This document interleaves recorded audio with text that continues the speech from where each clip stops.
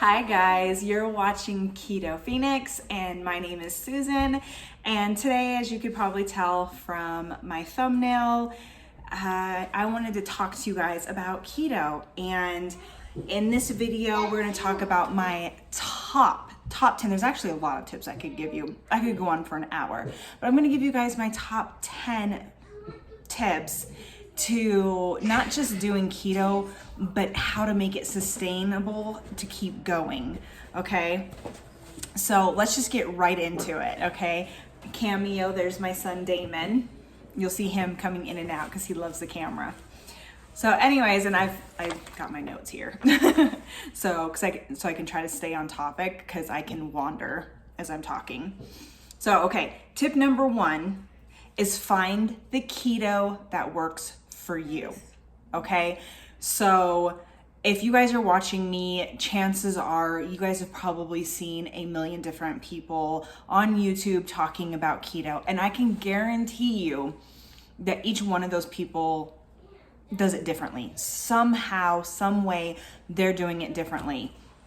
The first thing I want you to understand, especially if you're new to keto, okay, take the pressure off yourself. You do not have to do what the other person's doing. You don't even have to follow me 100%. You need to do what is better for your body. And this is going to take some trial and error. You're going to try maybe starting out with a strict keto and find you can't do that, you can't sustain it, and it's going to cause you to cheat. Okay, that's fine. Try a different keto. Try a less strict keto. You know, like I think they call it like dirty keto, right? Try dirty keto. When I first started out on keto, I did strict hardcore. I did what's called total carb keto, which means I didn't minus the fiber and everything from my carbs. It was just 20 total carbs, okay? I didn't minus anything out. And that worked for me the first time through. Now, when I started this channel, you guys could look back to my first video and you will hear me say, I'm going to do 20 total carbs. You guys, that has not worked out for me this time around. I don't know why. You know, sometimes our bodies change and I just couldn't do it. So I fell back to doing net carbs. And I'm not going to be hard on myself for that because that's just what my body needed to do in order to sustain this diet, okay? I'm glad that it worked last time. I lost a lot more weight, I will admit, when I did total carb. But at this point, it's about doing keto in a way that I can sustain it and then I can keep doing it. So do your research, do your trial and error. When something doesn't work, don't just give up, don't just stop, don't blame keto, don't be like, well, it's just not for me, because there is 40 billion different ways to do keto out there. You just gotta find your niche, okay? When you find your niche, get in there and attack it. You can do it. Just experiment with yourself, don't be hard on yourself. All of our bodies are different and you've gotta find your way to do it, okay?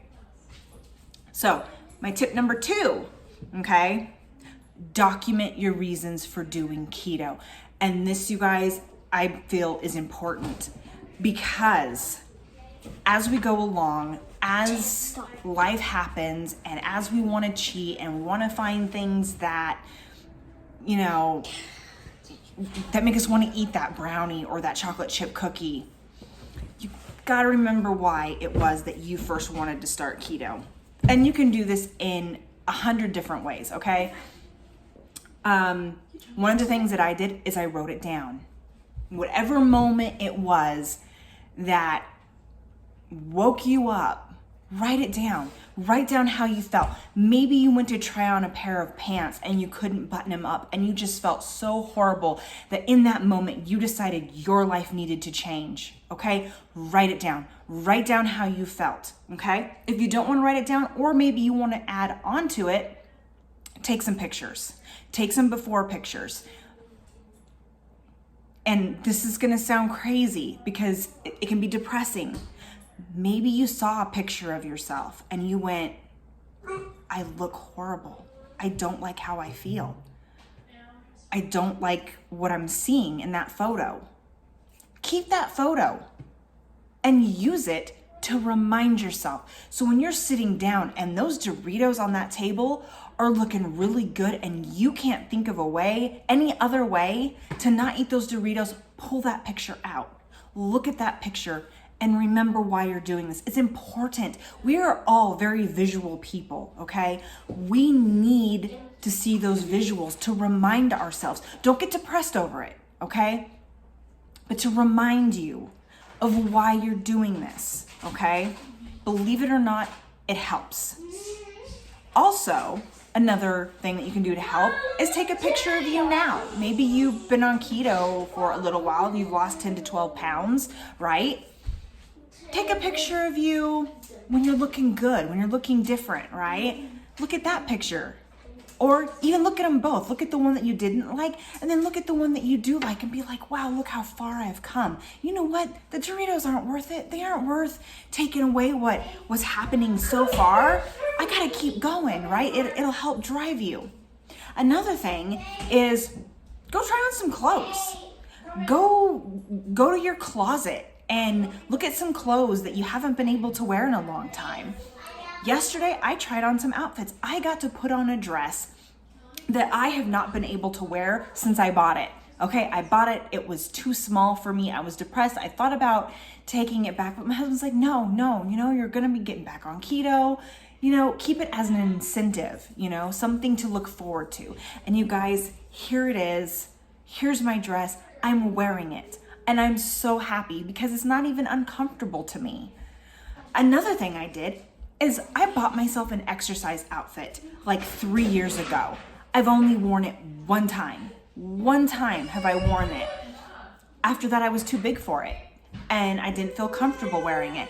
And I will admit, when it comes to social media and putting myself out there, it's a bit scary. So sharing this particular clip is a little, scary for me, but I want you guys to see my journey. I want you guys to feel it with me. I'm so excited that I could wear this outfit. Is it perfect? Do I got that perfect bod with the muscles and things like that? No. But you guys, I'm wearing the darn thing, okay? I was able to get it over my patootie. I'm excited. This third outfit that I put on, I bought this before I had my 3 kids, okay? 18 years ago, before I was pregnant. I haven't been able to wear it in 18 years. 18 years, okay? I'm wearing it right now. Here it is. I've got some muffin top going on and it's a little tight and I might not necessarily be comfortable wearing it out into public yet, but you know what? I'm wearing that baby. It is over my hips. It is over my patootie. I could button it. You guys, I am so excited. And it's all about those little wins.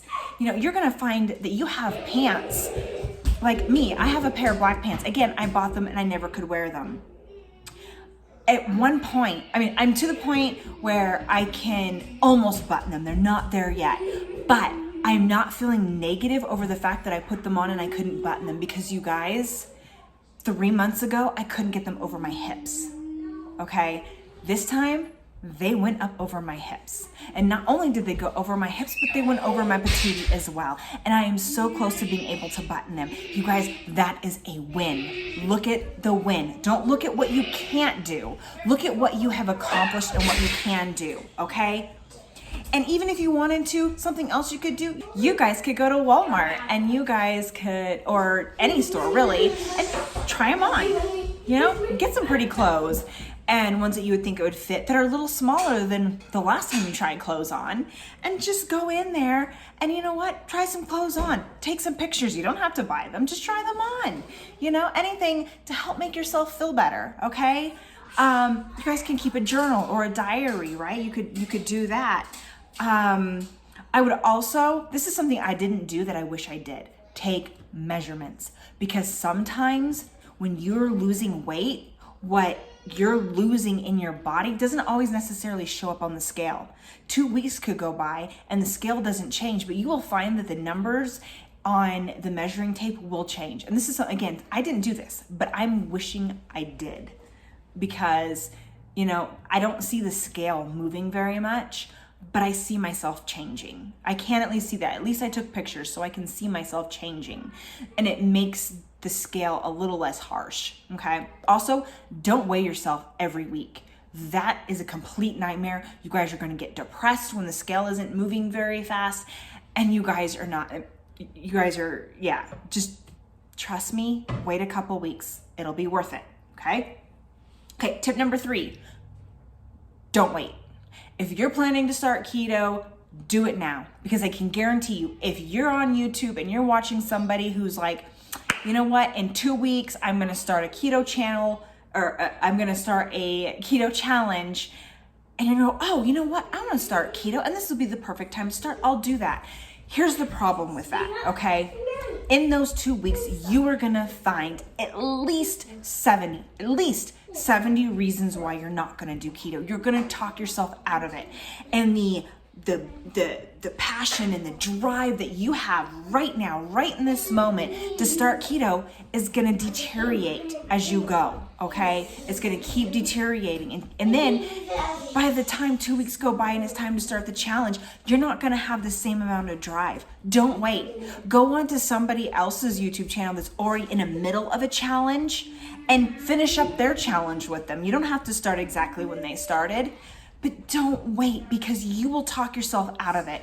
And then you wait 2 weeks and then you start, you're going to give yourself into a routine. You have put yourself into a routine of excuse, okay? So then you're going to be into keto for a couple weeks, but then you're going to start giving yourself excuses and reasons. And you know what? You don't want to do that. You can't do that. You have to stick it, okay? You've got to try, okay? A lot of people are like, don't be hard on yourself when you cheat, and just, get back on the horse. And I do agree with them, because cheats are going to happen. It's inevitable. You do have to get back on the horse. But this is about trying your best to keep keto, okay? So try not to give yourself those excuses, okay? Right. Number 4, find a way to make all of your favorite foods keto. Okay, this can be so much fun, especially when you're first starting out. Again, a lot of people end up cheating on keto because they feel constrained. They feel alienated from their friends, their family, things like that, because they're all getting to eat foods that you can't eat. So I challenge you to take your favorite recipes and make them keto. It is completely doable. I have done it multiple times. I eat a lot of the same foods that my family eat. They're just variations are a little bit different, okay? You're gonna go hang out with some friends, and you know that there's gonna be chips and salsa, okay? Take some low carb shells, cut them up, put them in the oven, add a little bit of salt, bring your own chips, bring your own salsa.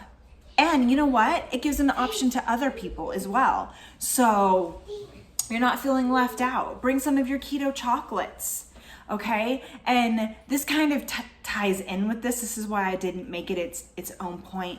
But here's something that I hear people say a lot on YouTube when they're doing keto and they're struggling, okay? I hear this a lot.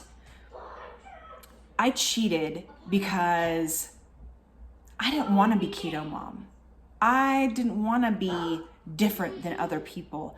I wanted to be like everybody else. I was tired of feeling alone. I wanted to celebrate with my family and not feel alienated. Okay, let's just nip that in the bud right here, okay? You're not going to be able to sustain keto if you see keto as a punishment. You're not going to be able to sustain keto if you see keto as different from everybody else, okay? First off, if you've been on keto for a while and you've lost weight and you've built up your confidence and you've made new friends, let me tell you something. They liked the keto you, and that is what they want, okay? Your new confidence, your new drive. I can guarantee you nobody's gonna care that you're eating keto at a party. They're just gonna care that you're there, okay? Your family is not gonna care that you're eating keto, that you're eating something different from them, unless you make them feel like there's a reason to be. My boys who are, 6 and 3, they don't see me as different than anybody else because I eat differently than them. They don't see it that way. The only way and the only time that they're gonna start seeing me as being different is if I make them see me as being different, if I project that differently, okay? I'm keto I'm loving it. I feel better when I'm on keto. When I eat something that isn't keto, I'm sick the rest of the day. And I hate that. And you know what? You want to know something? I can guarantee you my boys like me better when I'm on keto because I've got the energy and the confidence to get up and run around with them and move. But when I sit down and I eat something that they're eating, like a Dorito or something like that, and end up sick the next day, I can't run around with them. I can't do anything with them because I'm too icky, okay?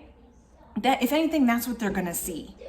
I mean, that's what my daughter, yeah, she's 17, she's older, she understands more. But when I'm looking at a Dorito chip, she's like, Mom, if you eat that, you're gonna be sick the rest of the day. And we've got stuff to do tomorrow, so stay away from that.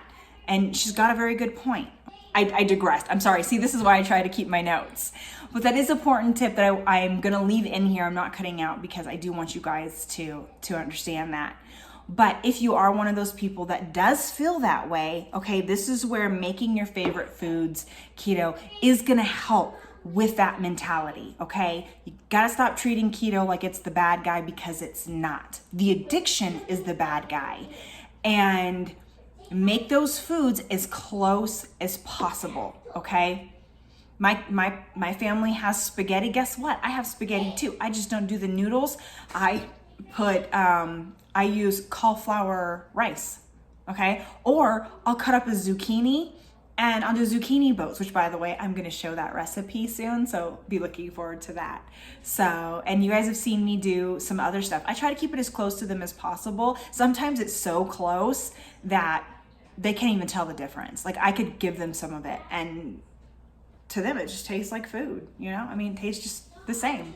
Tip number 5. This one's gonna sound like an odd one, but you guys trust me, it'll work, okay? Number 5, do some research on addiction, okay? I'm not a doctor, I'm not a healthcare provider, I'm not a pro in anything. In fact, I failed health class, okay? But in high school, I failed health class in high school. Anyways, I find that researching addiction will help you because when you're doing keto, what you are doing ultimately is you are fighting an addiction to food. And I had no idea how deep that addiction went until I started keto. And yeah, it's hard. And people are like, you know what? Keto sucks. Don't do keto because it's too hard. But it's not. It's not keto. It's the addictions that and the habits that we've created that we need to break off from, you know, especially when you're starting out. Once you've been doing keto for a couple years or whatever, you know, you can probably have a couple cheat days and eat a little bit of food here and there. And it's not going to be a big deal. It's not going to cause you to go binging, right? But right now, you need to try to break that addiction. For me, it's definitely an addiction. I mean, you know what? Especially right now, there is no possible way that I could go into the cupboard, grab my boys' Dorito chips, and just be able to eat a small bowl of them. There's no way. That entire bag is going to be gone, okay? I know that in myself. I mean, if you're someone who can do that, then God bless you. You're amazing. I can't do that, right? So I have to stay away from it because I already know that is a dangerous, dangerous slope that I don't want to be going down, especially when I'm trying to lose weight, okay? So do your research on addiction and you're gonna find that a lot of your problems, a lot of your symptoms, a lot of the things that you're struggling with are gonna match up to all the research you're doing on addiction, and it's gonna open your mind into toning in with your body and what's going on. Trust me, you guys, do it. It'll help you so much. I will admit right here, right now, my name is Susan Scott and I have a food addiction. Tip number 6, find some fun motivation when the cravings are getting bad, okay? So for me, I am a nighttime snacker. You know, I'm sitting there on the couch, it's about 9 p.m., my exercises are done, and guess what? I want chocolate. I want popcorn. I want some kind of sweets, right? Because I'm doing nothing. It's the end of the day.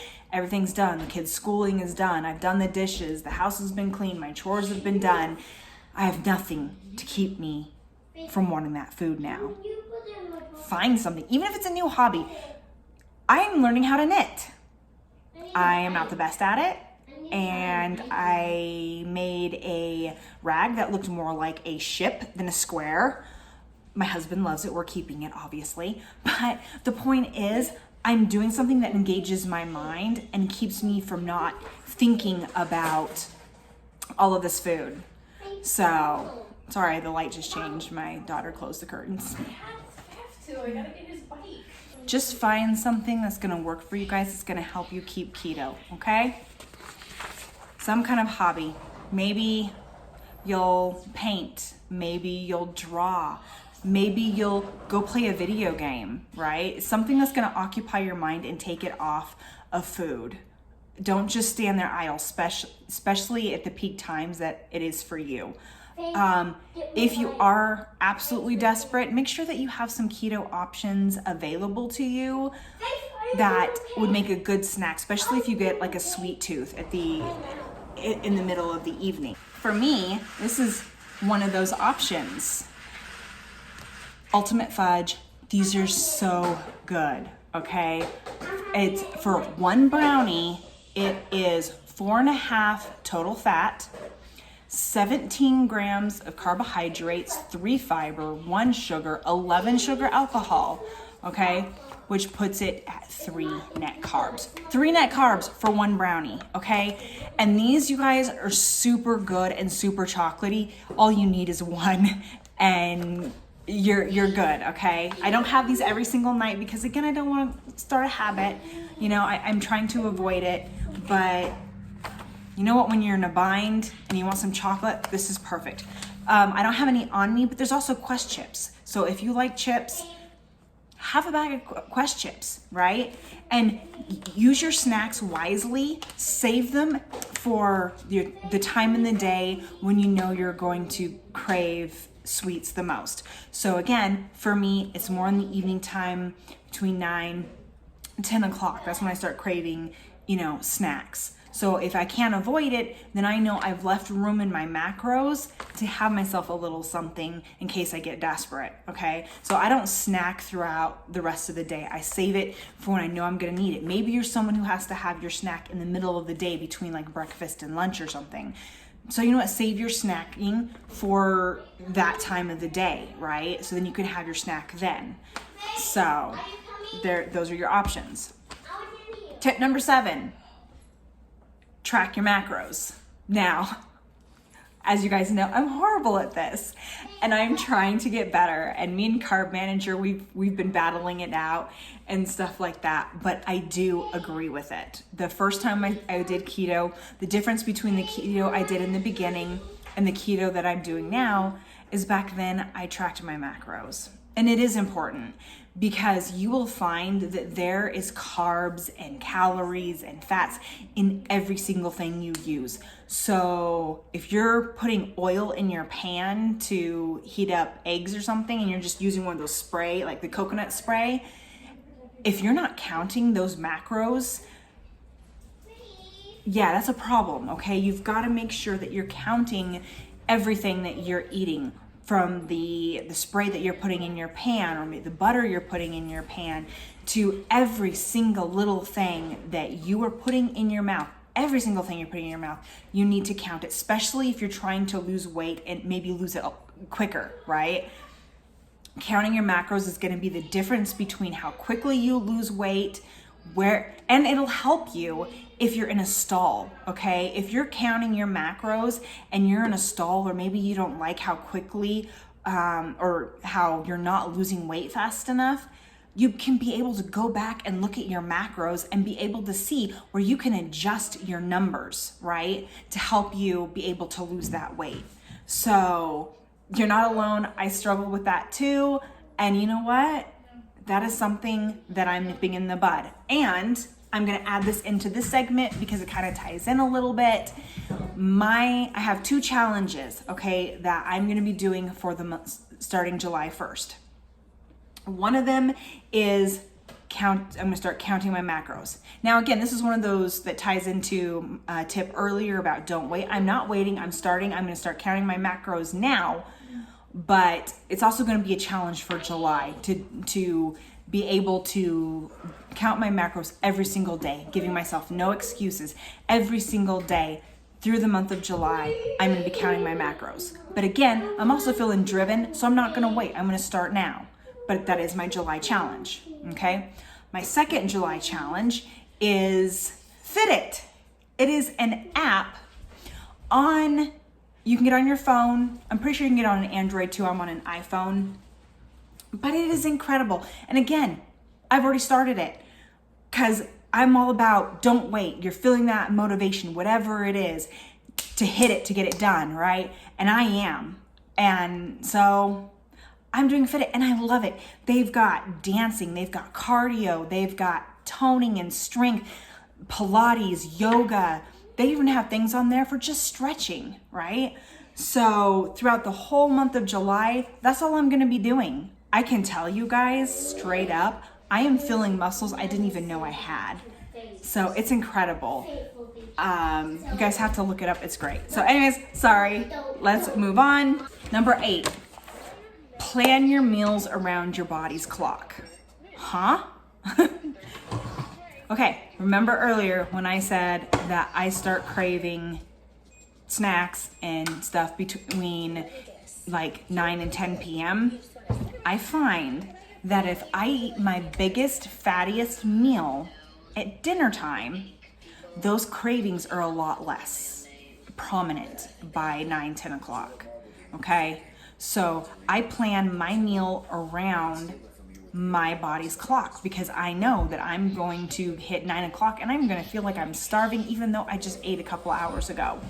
So I make sure my biggest, fattiest meal is dinner, okay? Because it helps. So if you get hungrier more in the middle of the day, maybe lunch should be your biggest meal, right? Maybe you're not much of a snacker or you don't get hungry at night. So having a huge meal at night is not gonna really benefit you as much. In fact, it might make you feel kind of queasy, okay? If you're a daytime eater or like breakfast, maybe breakfast time is you wake up and the first thing you wanna do is go into your cupboard and then just eat, right? So then maybe you should make breakfast your biggest meal, okay? Your biggest, fattiest meal. Whatever it is that your body is into, that is what you need to schedule around for yourself. Number 9, find yourself a buddy. I have been doing keto by myself this whole time. My family isn't doing keto. The only people I know of doing keto is my best friend who lives far, far away and the people on YouTube, okay? Find yourself a buddy. I find that for me, joining groups don't work because it's too easy to lie. You could be like, oh yeah, I'm keto, yeah, I stuck keto the whole time, it's great, while you're sitting there eating a brownie, okay? A non-keto brownie. That's just me. If you find motivations from joining a group, then you know what, by all means do it, join a group, okay? I'm not saying not to join a group. I'm just saying that if it helps you do it, it doesn't help me, okay? So I do have my best friend and I do talk to her. I mean, she's my closest friend. We share everything with each other, you know, the good, the bad, you know, we share all of it. So she knows my struggle. She knows how hard it is. And she's a person that I feel the most comfortable with communicating with when I feel like I'm gonna cheat. She's my best buddy, and I know that if I feel like I'm gonna cheat, that I could be able to message her and she will tell me it straight. She will tell me, no, you gotta do this. I'm gonna do this, you're gonna do this, we're gonna do this together, we're gonna lose that weight, okay? I've also got my daughter. Yes, she's not doing keto. However, she is my conscience, okay? She sees me look at a food and she can't physically make me stop. I am her mother, right? But she will not hesitate to warn me. She will be like, Mom, if you eat that, you're gonna be sick tomorrow. And then if I go, oh, I don't care, I'm gonna eat it anyway, she'll just be like, okay, well, you know, I told you so. You know, so she's my conscience. And there's been several times where I would have cheated if she would not have been there to say, Mom, that's not keto. Mom, you're gonna make yourself sick. Okay? So even if you have an older child that you could be like, hey, you know what, watch me, don't let me cheat, okay?